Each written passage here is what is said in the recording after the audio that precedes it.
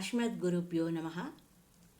పద్మపురాణం 47వ అధ్యాయంలో 7 నుండి 13 శ్లోకాలు పంచమహాయజ్ఞాలకు సంబంధించిన శ్లోకములుగా మనము చెప్పుకున్నాము.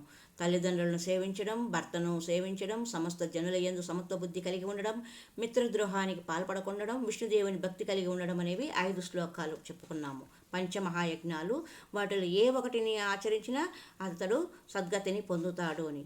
మరి ఒక శ్లోకము 47వ అధ్యాయం 19వ శ్లోకమును మనం ఏం తెలుసుకున్నామంటే, తల్లిదండ్రులను అవసాన దశలో విడిచిపెట్టకుండా వారి యొక్క యోగక్షేమములను చూసుకోవాలి. అలా చూసుకున్నప్పుడు ఆ మానవుడు చేసిన పుణ్యమన్నీ అతనికే దక్కుతుంది. అలా కాకుండా వారిని తృణీకరించి చివరి రోజుల్లో వారిని కష్టపడుతుంటే ఇతడు ఎంత తన సుఖం తాను చూసుకున్నాడంటే అతడు గతంలో సంపాదించిన పుణ్యకార్యాలన్నీ కూడా నశించిపోయి అనేక నీచ జాతులలో జన్మించి నానా కష్టాలు పడవలసి వస్తుంది అని వ్యాసుల వారు చెప్పారు. ఆ తర్వాత వారందరికీ వివరంగా ఒక కథను చెప్తారని చెప్పుకున్నాం కదండి. పూర్వము ఒక బ్రాహ్మణుడు ఉండేవాడు. అతడు పేరు నరోత్తముడు. అతడు ఒకప్పుడు తన మాతాపితరులను తృణీకరించి తీర్థయాత్రలు చేయబోయినాడు. సర్వతీర్థ స్థలాలను తిరుగాడుతూ ఉన్న ఆ బ్రాహ్మణుని వస్త్రాలు దినదినము ఆకాశంలోనే ఆరిపోతూ ఉండేవి. తన యందు ఉన్న ప్రభావం కారణంగా అతనిలో అణచలేని అహంకారము ఆవిర్భవించింది. తన వంటి పుణ్యపురుషుడు, తన వంటి కీర్తిశాలి మరి ఒకడు లేడని అతడు మిక్కిలి గర్వపడడం మొదలుపెట్టాడు.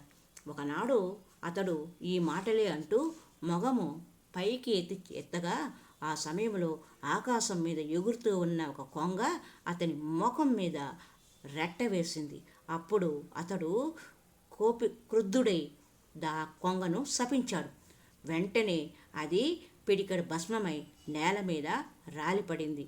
ఆ విధంగా కొంగ మరణించగా చూచి నరోత్తమునిలో మహాగర్వం ప్రవేశించింది. ఆ పాపాచరణం కారణంగా అతనిలో ఆకాశంలో ఉండగానే వస్త్రం ఆరిపోనట్టి ప్రభావం ఏది ఉన్నదో అది అంతరించిపోయింది. ఆ విషయాన్ని గుర్తించి అతడు ఎంతో చింతించాడు. అనంతరము ఆకాశవాణి ఆ బ్రాహ్మణునితో, బ్రాహ్మణోత్తమా, పరమధర్మాత్ముడైన మూకచండాలుడు ఒకడు ఉన్నాడు.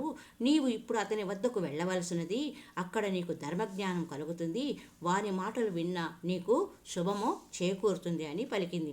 అప్పుడు ఆ బ్రాహ్మణుడు వెదుక్కుంటూ ఆ మూకచండాలుని దగ్గరికి వెళ్ళాడు. ఆ సమయంలో ఆ చండాలుడు సర్వవిధాల తన మాతాపితరులను సేవించటలో నిమగ్నుడై ఉన్నాడు. చలికాలంలో అతడు తన మాతాపితరులకు స్నానానికై ఉష్ణోదకం అనగా వేడి నీళ్లు సమకూరుస్తూ ఉన్నాడు. వారి శరీరములకు పై స్థైలమర్దనం చేసినాడు. చలి కాచుకొనుటకు కుంపటి వెలిగించి వారి ముందు ఉంచుతాడు. భోజనానంతరం వారికి తాంబూలం అందిస్తాడు. కట్టుకొనుటకు ఉన్ని బట్టలు అర్పిస్తాడు. దినదినము వారికి మృష్టాన్న భోజనం సమకూరుస్తాడు. వసంతకాలంలో సుగంధ బంధురాలని, ఇప్పపువ్వు దండలు మొదలైన పూలదండలను వారి మెడలో వేసి ధరింపజేస్తాడు. ఇవియే కాక ఇంకనూ అనేకములైన భోగ సామగ్రులను వారికి సమకూర్చి సంతోషంను కలిగిస్తూ ఉంటాడు. వారి ఇతర కాంక్షలను కూడా ఎప్పటికప్పుడు సఫలం చేస్తూ ఉంటాడు. వేసవి కాలంలో వారికి అతడు వీవెనలతో విసురుతూ ఉంటాడు. ఈ విధంగా దినదినము వారికి సేవలు చేసి అనంతరం తాను భోజనం చేసేవాడు. తన తల్లిదండ్రుల అలసటను, కష్టాన్ని నివారించడం అనేది అతనికి నిత్య నియమముగా ఉండేది. ఈ పుణ్యకర్మల ప్రభావం కారణంగా అతని గృహము ఏ ఆధారాలు, స్తంభాలు లేకుండా ఆకాశంలో నిలిచి ఉండేది. ఈ గృహంలో త్రిభువనాధిపతి అయిన భగవానుడు అయిన శ్రీహరి సుందర బ్రాహ్మణ రూపంలో నిత్యము క్రీడిస్తూ ఉండేవాడు. ఎందుకు? తల్లిదండ్రులకు అతను సమస్త సేవలను మనస్ఫూర్తిగా చేయడం వలన. సత్యస్వరూపుడైన పరమాత్మ మహత్తరమైన తన సత్యతేజోమయమైన విగ్రహంతో ఆ చండాల గృహానికి అలంకార శోభన కలగజేస్తూ ఉండేవాడు. ఇదంతా చూడగా నరోత్తమునకు పరమాశ్చర్యం కలిగింది. అతడు ఆ మూకచండాలుని, నాయన, నా చెంతకు రమ్ము, నేను సమస్త లోకాలకు హితం కలిగించే సనాతన విషయంను తెలుపగోరుతున్నాను, విస్పష్టముగా నాకు ఎరిగింపుము అని పలకరించాడు. అప్పుడు మూకచండాలుడు ఇలా అన్నాడు: బ్రాహ్మణ దేవత, ఇప్పుడు నేను నా మాతాపితరులకు సేవలు చేసుకుంటున్నాను. మీ చెంతకు రాలేను. మీరు సేవా కార్యక్రమం ముగిసిన పిదప మీ కడకు రాగలను. అంతవరకు ద్వారం చెంత నిలిచి ఉండండి అంటే మన పాండురంగడు గుర్తొస్తాడు మనకు. అప్పుడు మీకు అతిథి సత్కారములు ఆచరిస్తాను అని చెప్పాను. ఆ మాటలు వినుటతోనే నరోత్తముడు బ్రాహ్మణత్వ సంబంధమైన అహంకారం కారణంగా అహోదగ్రుడు ఆగ్రహోదగ్రుడు అయ్యాడు. బ్రాహ్మణ శ్రేష్ఠుడైన నా సేవ కన్నా నీకు ఏ కార్యం మిన్నైనది అని హుంకరించాడు. అంతట చండాలుడు ఇలా అన్నాడు: మహాత్మా, ఊరకయ్యేల క్రోధాన్ని బహిర్గతం చేస్తారు.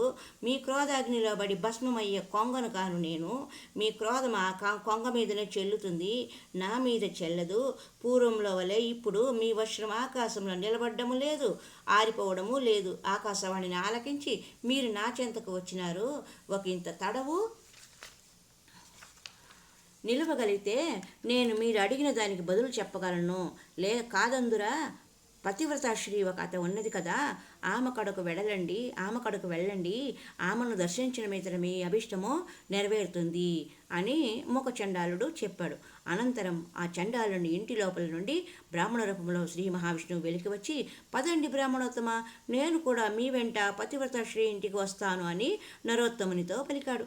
ఏమో ఆలోచించుకుని నరోత్తముడు అతనిని అనుగమించాడు. అతడు ఎంతో విస్మయం పొందుతూ ముందుకు సాగుతున్నాడు. త్రోవలో అతడు, బ్రాహ్మణోత్తమ, మీరు శ్రీజన సంకులమైన ఆ చండాలుని ఇంటిలో ఎలా ఉంటున్నారు, ఎందుకు ఉంటున్నారు అని బ్రాహ్మణ వేషధారి అయిన భగవానుని ప్రశ్నించాడు. బ్రాహ్మణ దేవత, ప్రస్తుతం మీ మనస్సు పరిశుద్ధంగా లేదు. ముందు పతివ్రతాదులను సందర్శించండి, అనంతరం మీరు నన్ను బాగుగా అర్థం చేసుకోగలుగుతారు అని భగవానుడు బదులు పలికాడు. ఆర్య, ఆ పతివ్రత ఎవరు? ఆమెకు ఉన్న శాస్త్రజ్ఞానం ఏ పాటి గొప్పది? నేను ఆమె దగ్గర ఎందుకు వెళ్ళాలి? ఇది కూడా నాకు తెలియజేయండి అని నరోత్తముడు మరలా ప్రశ్నించాడు. అప్పుడు మహావిష్ణువు, బ్రాహ్మణ రూపంలో ఉన్న మహావిష్ణువు నరోత్తముడైన బ్రాహ్మణుడికి ఇలా చెప్పారు: నదులలో గంగానది, స్త్రీలలో పతివ్రత, దేవతలలో మహావిష్ణువు శ్రేష్ఠులు అని వివరించారు. మరి ఒక సంచికలో పతివ్రతకు సంబంధించిన కథను తెలుసుకుందాం. హరి ఓం తత్సత్.